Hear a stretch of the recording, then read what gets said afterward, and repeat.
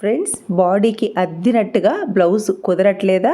Shoulders జారిపోతున్నాయా? ఎక్కడ తప్పు చేస్తున్నారో తెలియట్లేదా?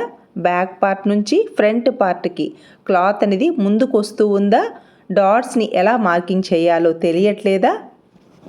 నెక్ దగ్గర, షోల్డర్ దగ్గర లూజ్గా వస్తుందా? కరెక్ట్గా బాడీకి పట్టినట్టుగా అద్దినట్టుగా బ్లౌజ్ కుదరట్లేదా?